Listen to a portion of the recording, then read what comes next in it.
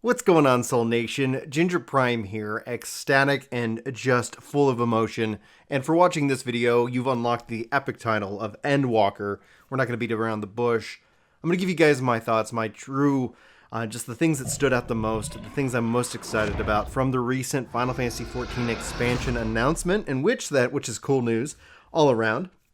Patch 5.5 drops on April the 13th, so I have plenty of time to dive into Outriders, and then I can also spend some time with the final chapter before the big expansion of 6.0. Now, we're not going to be talking spoilers in here. If you're just watching this video trying to decide if you should check out Final Fantasy XIV for yourself, do so, but start with a free trial. You can play all the way up to level 60 for free, no subscription required.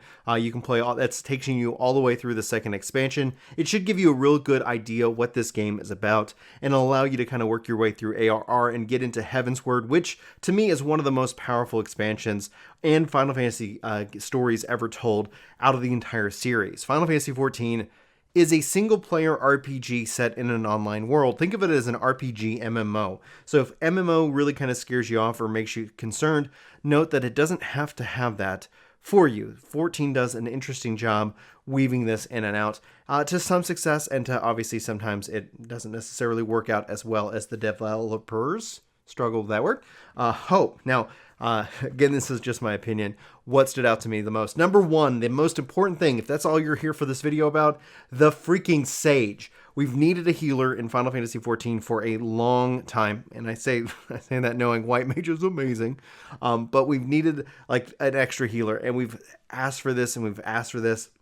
And we didn't get last time. Last time we thought we were going to get tank healer, but we're getting healer melee DPS. And he teased the melee with like Grim Reaper a couple times. People are thinking Templar, people are thinking Necromancer, people are thinking Scythe. Like, honestly, this is so exciting. I can't wait to see what the second job that we're getting ultimately ends up being. I'm not going to speculate too much, but we do know about the Sage. The Sage looks amazing. The weapon itself is so unique. It's these like 4 floating, flying automated daggers that have magically imbued.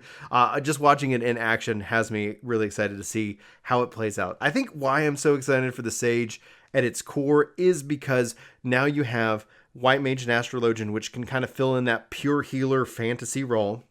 And then you can have Scholar and Sage to kind of fill out that barrier shield healer role. And from a balancing perspective, you don't end up having everybody just kind of migrating over to the White Mage. You could end up balancing White Mage and Astrologian to kind of have that flow over on that side a little bit easier. And then you can have Sage and Scholar to kind of balance that out over on this side as well. So, and then it'll be interesting to see ultimately if the meta or the gameplay kind of says the best kind of party comp ends up being a pure healer and a barrier healer. So you kind of want one of each when you're in 8-man content. Time will tell how that ends up playing out, but obviously the visuals of that itself looks pretty interesting. Now, they showed off some zones, and that's to be expected. Like, nothing stood out to me that I'm hyped about from what we've seen from time to time, again, except for the moon. We're going to the moon, and the joke obviously is that Yoshi P's got our back, game stonks all the way to the moon, hold the line, but the core of it is like, yes, I think that's something the story has been leading to. I think a lot of the people who love this game and following this game have been excited about that, and I can't wait to see how this plays out. The thing that actually more than the moon is exciting is Thavnir. If you guys haven't played, Thavnir has been this land that we've kind of traded with. We've seen it on the map, and yet we've always wanted to go there. Has a very like African or Indian kind of style theme, and the inhabitants there look fantastic and interesting, and it just like has this very different theming between the different zones themselves. So the core of it, we're back on the source. We're ready to go kind of to war. This kind of being the end, the expansion itself, finishing 6.0, finishes the story. And if you're new, again, note that typically the 0.3 patch, so typically the expansion would drop, you'd get 0.1, 0.2, and then 0.3, and that 0.3 would finish off that expansion's storyline. Not in this case. 6.0 finishes off this expansion storyline, and then after that, going forward, we will ultimately see what happens with the game and what story and what new adventures await us in the world of Eorzea and that world.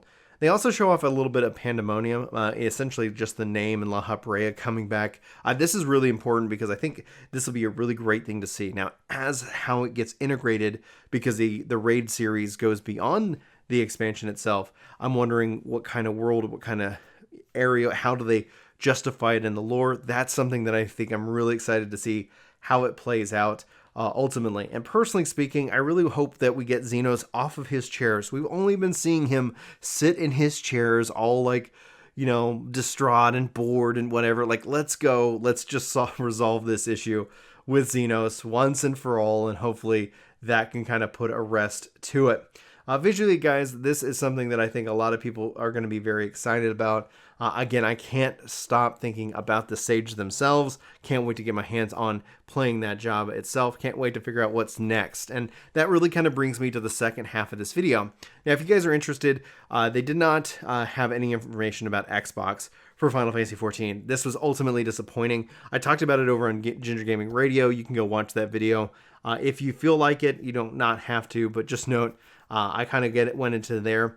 Also went into that from a positive side from the PvP changes to this game. So I'm not going to rehash that here, but I'm happy to say the PS5 version of this game is going live on the 13th in a beta form, April 13th with the patch. And I can't wait for PlayStation players to kind of dive in and experience the game. As we go forward, when we come to FanFest in May, that's when we're going to get more of this information, more about what we can hopefully expect out of the expansion.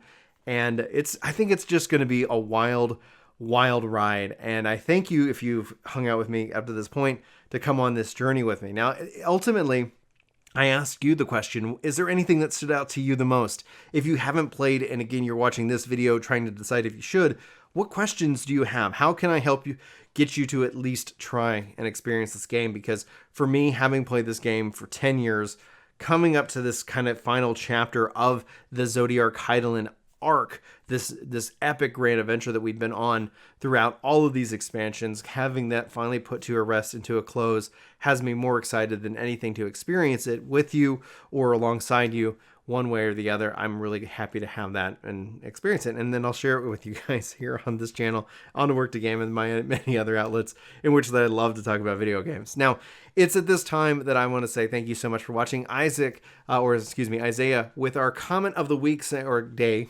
I don't know what I'm saying anymore. I'm too freaking giddy.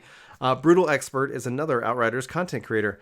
Yes, in fact, we've actually reached out to Brutal Expert. We're supposed to have him on the podcast, and we'll keep working to get more and more people on Epic Loot Radio, as well as more. We got so much content, so much things to be excited about. Hopefully 2021 is a year that we can all just kind of get back into the flow of gaming and having great conversations on the internet about these games. So anyway, Isaiah, thank you so much for your comment. Thank you all for listening and being here. Be sure to leave comments below if you want to especially try to see if you're going to be the top comment in the next video. And then also thank you guys so much for the support. Everybody over here on the left hand side with that members, thank you guys so much. You guys help support the Diaper Fund, and you support me and my family directly by doing so. So thank you for taking join. Thank you for hitting and just watching this video. And if you feel like I earn it and you feel like coming back for more, be sure to hit that like button, hit that subscribe button, and share this video out with anybody that you feel might enjoy it. Anyway, guys, I'm looking forward to hearing your thoughts. And yeah, that's going to wrap it up for me. For Ginger Prime, my name's Brian. Thanks for watching. Hopefully you have a fantastic day, and I hope to see you in my next one. But until then, take care. This video is sponsored by me, Ginger Prime. Hopefully you'll check out my podcast channel, Ginger Gaming Radio, which we have lots of guests, lots of great conversations, and even more highlights. Links are in the description below. Let me know what you think. Thanks.